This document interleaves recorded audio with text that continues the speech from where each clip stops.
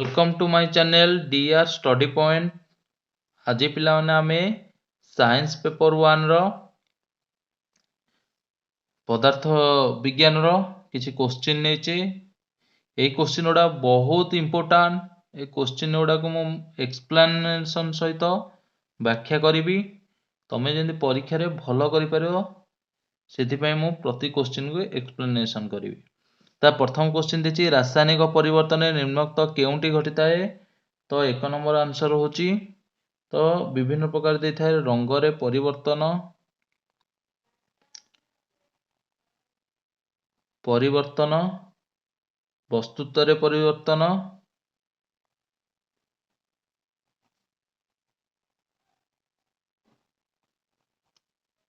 Gas रो निर्गमन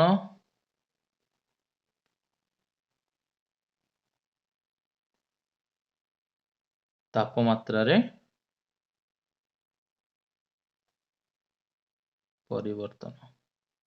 तो पिला माने एठी रंग रे परिवर्तन तो हुएनी, रासायनिक परिवर्तन वस्तुत्व रे परिवर्तन हुएनी, तापमात्रा रे परिवर्तन हुएनी। ताले से कहजे रासायनिक परिवर्तन निम्नतः केउंटी घटी थाए। ता एठी पिला माने गैस रो निर्गमन ही होई थाए। तापर जिवा 2 नंबर एचसी 2HCl सूर्यालोक उपस्थित 2Ag + Cl2 यह केउं प्रतिक्रिया। तो पिला माने एठी आंसर होची कोन। तो पिलाने आंसर होची कोन ना 2 जो विघटन प्रतिक्रिया कोन विघटन प्रतिक्रिया कोन ना जो विघटन प्रतिक्रिया रे गोटिए उत्पादक रु गोटिए प्रतिक्रिया दुईटी उत्पादक उत्पन्न होई थाए। तापर 3 नंबर प्रश्न को जिबा जारण को प्रतिहित करथवा पदार्थ को कोन कहवा जाय। तो पिलाने कहो ना प्रतिजारक कहा जाए। कौन कहा जाए ना प्रति। तो जारण को प्रतिहित करथा पदार्थ प्रतिजारक कहा जाए। प्रतिजारक का कहा जाए ना जेउ पदार्थ जारण को निरोध करे ताको कहा जाए प्रतिजारक। तापर 4 नंबर को जिबा सोडियम हाइड्रोक्साइड एवं जिंक रो रासायनिक प्रतिक्रिया रु निम्नतः केउ यौगिकटी सृष्टि हुए। तो पिला ने देखो सोडियम हाइड्रोक्साइड तार फार्मूला कोन 2NaOH प्लस जिंकेट माने ZNA गिव्स कौन दिया हमको ना Na2ZNO2 प्लस S2। ताले ए जो उत्पादन बाहरला सेटा कौन कह जाए ना सोडियम जिंकेट। कौन पिला माने कह जाए ना सोडियम जिंकेट।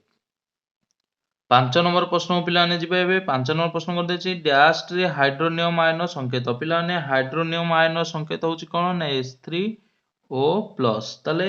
हाइड्रोनियम आयन कोन ना हाइड्रोजन आयन स्वतंत्र भाबे रे रहि पारे नाही। पिलाने कोन ना हाइड्रोजन आयनटा स्वतंत्र भाबे रे रहि पारे नाही किंतु एहा जल अणु सहित मिलित होई रहिता है। मन रखियो पिलाने से कहा सहित मिलित होई रहिता है ना जल अणु सहित मिलित होई रहिता है। तेणु हाइड्रोजन आयन को सर्वदा H+ आकुआ किंबा हाइड्रोनियम आयन H3O+ भावरे दर्शा जाई थाए। तो पिलाने एटा को मन रखियो सेति पई H3O+ टी हाइड्रोनियम आयन रो संकेत बोली धरा जाए। तापरे आसिला 6 नंबर प्रश्न मिल्क ऑफ मैग्नेशिया होची डैश। तो पिलाने मिल्क ऑफ मैग्नेशिया होची कोन मैग्नीशियम हाइड्रोक्साइड। कोन मैग्नीशियम हाइड्रो ऑक्साइड। तो मैग्नीशियम हाइड्रोक्साइड होची कोन ना एक मृदु क्षारक। मैग्नीशियम हाइड्रोक्साइड अनेक समय रे व्यवहार करा जाय थे काहा भली ना मृदु क्षारक भली। त मिल्क ऑफ मैग्नेशिया होची कोन कह जाय ना मैग्नीशियम हाइड्रोक्साइड। तो पिलाने एई क्वेश्चन उडा होची परीक्षा दृष्टि बहुत इंपोर्टेंट। ए क्वेश्चन उडा को भलो कि तमे प्रैक्टिस करिवो। 7 नंबर प्रश्न को जिबा 7 नंबर प्रश्न कोन देछि ना आम दांतर बहिरावरण डैश रे गठित। पिलाने दांतर बहिरावरण कोथरे ना कैल्शियम फॉस्फेट होची Ca3PO4 2 ଏହା ଶରୀର ମଧ୍ୟରେ ତାଲେ ଆମ ଦାନ୍ତ ହେଉଛି ଶରୀର ମଧ୍ୟରେ ସବୁଠାରୁ ଶକ୍ତ ପଦାର୍ଥ ଓ ଏହା ଜଳରେ ଦ୍ରବୀଭୂତ ହୁଏ ନାହିଁ। ତାହେଲେ କ୍ୟାଲସିୟମ ସଲଫେଟଟା ହେଉଛି ତାହେଲେ ଏଟା ଜଳରେ ଦ୍ରବଣୀୟ ଦ୍ରବୀଭୂତ ହୁଏ ନାହିଁ। ଏଟା ହେଉଛି ଆମ ଶରୀରର ସବୁଠାରୁ ଶକ୍ତ ପଦାର୍ଥ କିଏ କ୍ୟାଲସିୟମ ଫସଫେଟ ବା ଆମ ଦାନ୍ତ। ତାପରେ ଆସିଲା 8 ନମ୍ବର କ୍ୱେଶ୍ଚିନ୍ କେଉଁଟି ଅଲଗା ପିଲାମାନେ ଦେଇଛି ଚକ୍ କଲିଚୂନ ମାର୍ବଲ ଚୂନ ପଥର ଆଙ୍କ ଭିତରୁ କୋଉଟି ଅଲଗା ତ ପିଲାମାନେ ଚୂନ ପଥର ଚକ୍ ଆଉ ମାର୍ବଲ ଏମାନେ ହେଉଛନ୍ତି କ୍ୟାଲସିୟମ କାର୍ବୋନେଟ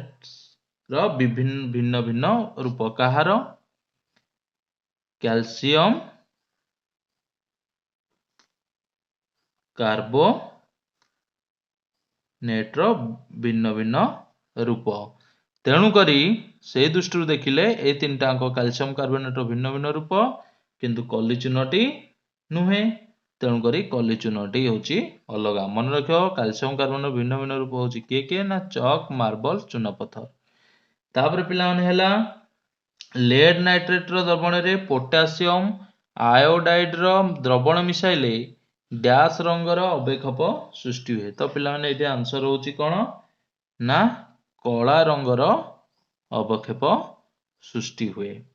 ତାପରେ 10 ନମ୍ବର ହେଉଛି CaCO3 କୁ ଉତ୍ତପ୍ତ କଲେ ଉତ୍ପନ୍ନ ହେଉଥିବା କଠିନ ପଦାର୍ଥଟି କ'ଣ ତ ପିଲାମାନେ ଦେଖ CaCO3 କୁ ଉତ୍ତପ୍ତ କରିବା ମାନେ କ'ଣ in the presence of heat ତାପ ଉପସ୍ଥିତିରେ ତାକୁ ଉତ୍ତପ୍ତ କରିବା ତାହେଲେ ସେଥିରୁ ବାହାରିବ କ'ଣ ନା CaO ପ୍ଲସ୍ CO2 ଏଟା ହେଲା ସଲିଡ୍ ବାହାରିବ ଏଟା ହେଉଛି ଗ୍ୟାସ୍। ତାହେଲେ ଆକୁ କୁହାଯାଏ କ'ଣ କ୍ୟାଲସିୟମ ଅକ୍ସାଇଡ୍। କ'ଣ ପିଲାମାନେ କୁହାଯାଏ କ୍ୟାଲସିୟମ ଅକ୍ସାଇଡ୍। ଆଉ ଏଟାକୁ ଜାଣିଛ ତ ତମେ ଅଙ୍ଗାରକାମ୍ଳ କାର୍ବନ ଡାଇଅକ୍ସାଇଡ୍ କୁହାଯାଏ। ଆଉ ଏଇ ଆକୁ କୁହାଯାଏ କ'ଣ calcium carbonate calcium carbonate. 11 number ପ୍ରଶ୍ନ ଦେଇଛି ଫେରସ୍ ସଲଫେଟକୁ ଉତ୍ତପ୍ତ କଲେ ଡ୍ୟାସ୍ଟି ଗ୍ୟାସୀୟ ଉତ୍ପାଦ ମିଳେ। ତ ପିଲାମାନେ ଏଠି ଆନ୍ସର ହେଉଛି ଦେଖ ଫେରସ୍ ସଲଫେଟ ତା ରିଆକ୍ସନଟା କରିବ ଆନ୍ସର ହେବ ଦୁଇଟି ଉତ୍ପାଦ କେମିତି ନା ତାର ରିଆକ୍ସନଟା କରିବ 2FeSO4 ଫେରସ୍ ସଲଫେଟ ସେଥିରୁ ବାହାରିଲା କ'ଣ in the presence of heat ସେଥିରୁ ଦୁଇଟି ଗ୍ୟାସୀୟ ଉତ୍ପାଦ ମିଳେ। ଦେଖ କ'ଣ ବାହାରିବ ନା ferrous Fe2O3 ferrous oxide plus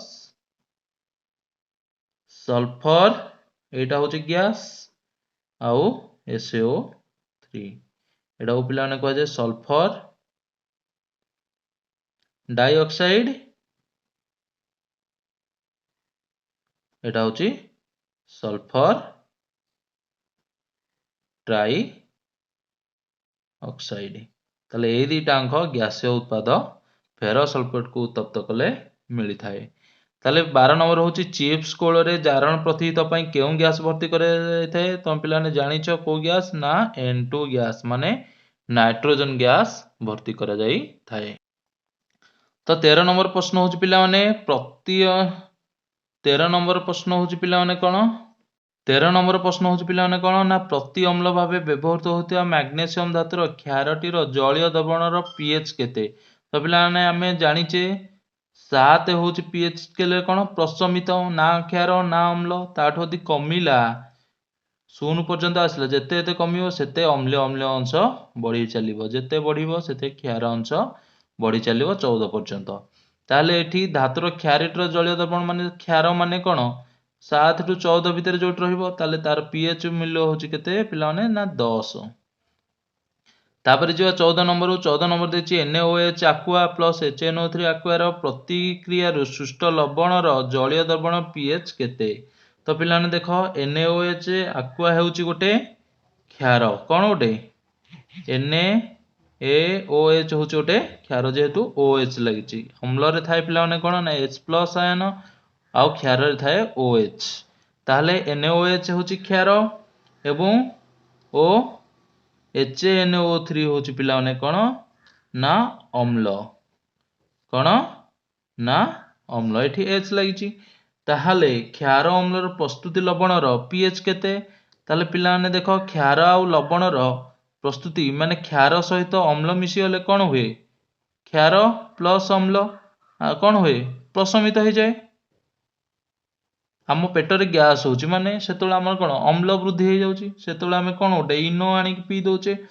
इनोटा कौन गोटे क्षार ताले से अम्लटा को इनोटा कौन करे क्षार सहित अम्ल मिसला माने प्रशमित हो जाए आमको आराम लगे तेणुकर ये प्रशमित ताले प्रशमित है माने पीएच स्केल कौन हम पिला ना 7 ताले ये पीएच हूँ पिला केते ना 7 तापर देछि 15 नंबर कौन देछि ना केउंटी अलगा तो 15 नंबर देछि पेटुनिया लाल बंधाकोबी पत्र जेराइयम हाइड्रेंजिया तो ये पिला आंक भितर केउंटी अलगा तो हूँ पेटुनिया जेराइयम हाइड्रेंजिया एमान हूँ सब कौन गोटे प्राकृतिक सूचक जो थे आम जमी मंदार पत्र को आम प्राकृतिक सूचक भाव व्यवहार करूँ मंदार फूल ता पाखुड़ा को से आम अम्ल क्षार कोटा चिन्हू से भाव पेटुनिया जेराइयम हाइड्रेंजिया एमानकु से प्राकृतिक सूचक व्यवहार करा जाए किंतु एमाने सब होउसंती फूलर पाखुड़ा दर्पणर अम्ल और क्षार उपस्थिति सूचाई था एमाने सब होउसंती फूलर पाखुड़ा किंतु लाल बंधाकोबी पत्र फूलर पाखुड़ा नुहे सेथिपाई एटा होची कोन अलगा पिलाने 16 नंबर प्रश्न होची कोन तन्यता होची कोन ना तन्यता होची कोन ना गोटे धातु को चिमुटा टाणले धातुरु तार मिलिबा माने धातुरु तार मिलिबा गुण को धातुर तन्यता गुण कुहा जाए मन रखियो पिलाने धातुरु तार बाहरिया गुण को धातुर तार बाहरिबा गुण को धातुर तन्यता गुण कुहा जाए तापरे 17 नंबर प्रश्न देला केउंटी अलगा पिलाने एथरु LaCl3 CuO NH3 KBr रु NH3 टा होची हमर अलगा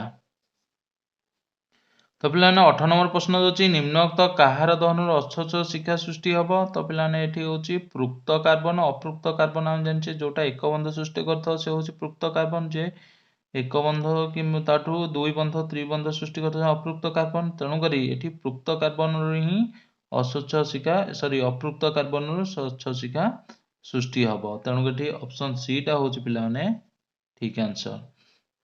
तापर 19 नंबर प्रश्न देछि C5H10 चक्रीय संरचना केतोटी सहसंयोज्य बंध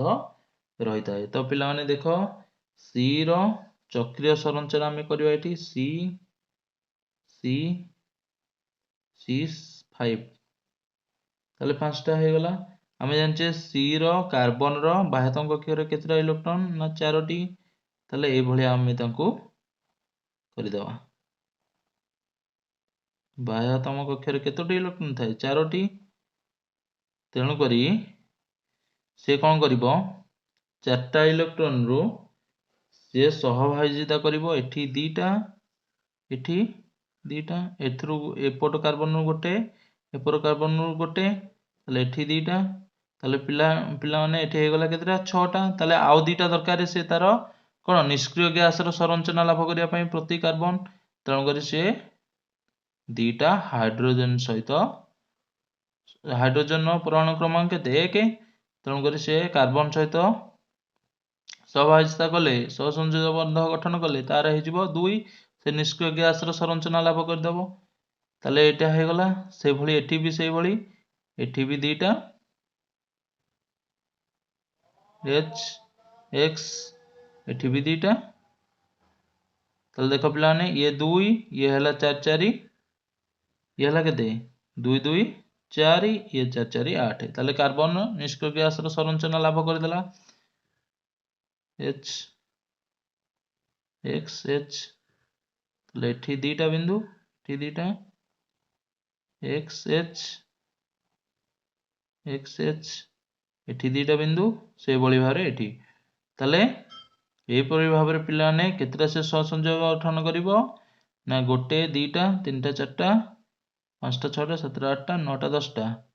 ये एठी 11 12 13 14 15टा तो पिलाने एठी सहसंयोज्य बंध केतेटा गठन करछि ना एठी 15टी सहसंयोज्य बंध गठन करुछि।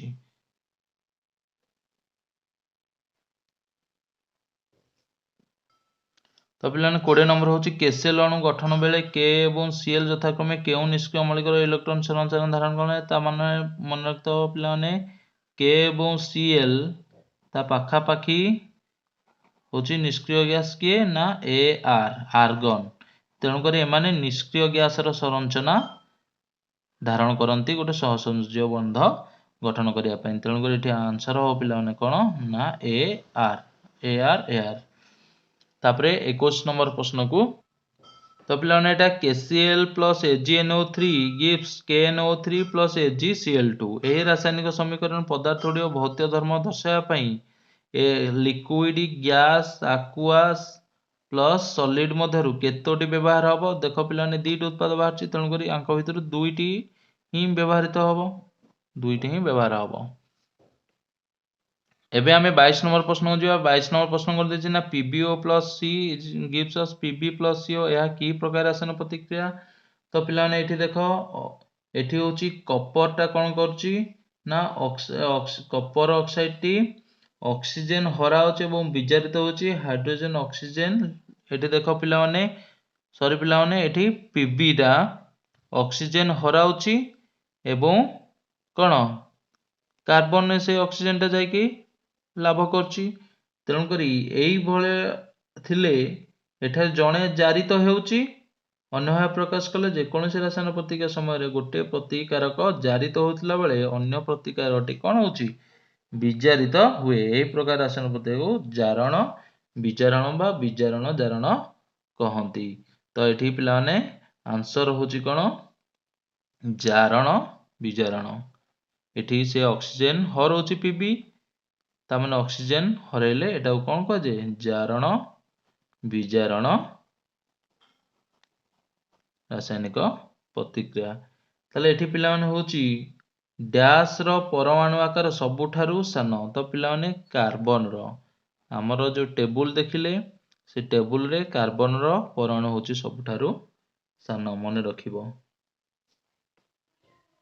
24 नंबर प्रश्न पिला ने देछि धातु सह केउ मूल रासायनिक प्रतिक्रिया भिन्न तो एठी पिला माने HCl CH3 COH देछि ताले Zn होछि कोन धातु गोटे नेबा Zn प्लस H2SO4 नेले कोन हबो एठी gives us ZnSO4 plus H2 सेही परि भाबे जदि आमे Zn प्लस HNO3 नेबा HNO3 ने परन तो 2HNO3 नेबा कारण एटा gives us ZnNaO6 plus H2 से परि भाबे एठी Zn सहित H2 सॉरी HCl नेबा it gives us ZnCl2 plus H2 सेंदी Zn प्लस गोटे धातु सहित CH3COH नेबा it gives us ZnCO2 plus 2H2 देखो पिला माने एठी सबुडा जहा इट अछि H2SO4 से H2SO4 नेचे HCl नेचे CH3COH नेचे सब थारे H2 बाहरछि किंतु हमरो जेतुला में HNO3 नेचे सेठी 2HNO3 नेचे तेणु करी धातु सह केउ अम्ल रासायन प्रतिक्रिया भिन्न ना HNO3 अम्लर रासायन प्रतिक्रिया होछि भिन्न। 25 नंबर प्रश्न पिलाने देछि सोडियम एल्युमिनेट एक डैश तो पिलाने देखो मन रखो सोडियम एल्युमिनेट होछि एक उभयधर्मी ऑक्साइड बा एम्फोटेरिक ऑक्साइड जेउ धातव ऑक्साइड उभय अम्ल सह और क्षार सह रासायनिक प्रतिक्रिया करी लवण और जल सृष्टि करे